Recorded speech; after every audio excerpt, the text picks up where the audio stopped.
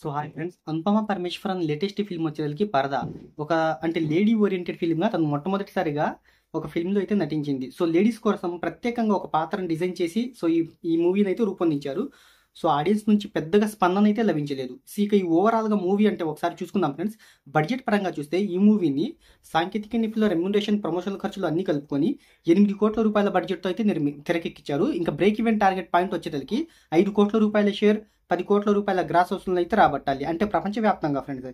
ఇక ఈ మూవీ వచ్చేసరికి ఫ్రెండ్స్ అంటే డేవిస్ కలెక్షన్ అయితే ఒకసారి అయితే చూద్దాం ఫ్రెండ్స్. ఈ మూవీ తొలి రోజున బాక్స్ ఆఫీస్ దగ్గర 16 లక్షలు, రెండవ రోజు 16 లక్షలు, మూడవ రోజు 14 లక్షలు, నాలుగవ రోజు 13 లక్షలు, ఐదవ రోజు 9 లక్షలు, ఆరవ రోజు 3 లక్షలు, ఏడవ రోజు 4 లక్షలను వసూలు చేసింది. ఇలా ఈ మూవీ వారం రోజుల్లో ఫ్రెండ్స్ ఇండియాలో 1.8 కోట్ల రూపాయల నెట్ను, 1.20 కోట్ల రూపాయల గ్రాస్ వసూలు అయితే రాబట్టింది. ఇక ఓవరాల్గా చూసినా కూడా ఇవే ఫ్రెండ్స్ ఈ మూవీ కలెక్షన్స్ అయితే. ఇంకా ఈ మూవీ అనేది ఎక్కువ వసూలు అయితే రాబట్టలేకపోయింది. తను మొట్టమొదటిసారిగా చేసిన ప్రయత్నం అయితే ఫలించలేకపోయిందని చెప్పొచ్చు. సో ఇంకా ఈ మూవీ వచ్చేది ఫ్రెండ్స్ అంటే బ్రేక్ ఈవెన్ పరంగా అయితే ఒకసారి అయితే చూద్దాం ఫ్రెండ్స్.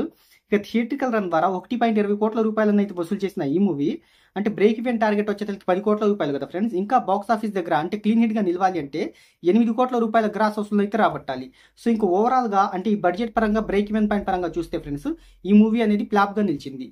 సో బాక్స్ ఆఫీస్ దగ్గర అనుపమ పరమేశ్వరన్ తొలిసారిగా ఒక సోలోగా లేడీ ఓరియంటెడ్ ఫిల్మ్గా నటించిన ఈ మూవీ అయితే బాక్స్ ఆఫీస్ దగ్గర క్లీన్ బౌల్డ్ అయిందని చెప్పుకోవచ్చు ఫ్రెండ్స్. ఎందుకంటే ఈ మూవీ మినిమం కలెక్షన్స్ను కూడా రాబట్టలేకపోయింది. సో మరి ఈ మూవీ కనుక మీరు చూసినట్టయితే ఫ్రెండ్స్ ఎలా అనిపించింది, మీకు ఎలా అనిపించిందో కింద కామెంట్లో అయితే తెలియజేయండి. మరిన్ని బాక్స్ ఆఫీస్ వివరాల కోసం మన ఛానల్ అయితే సబ్స్క్రైబ్ చేసుకోండి.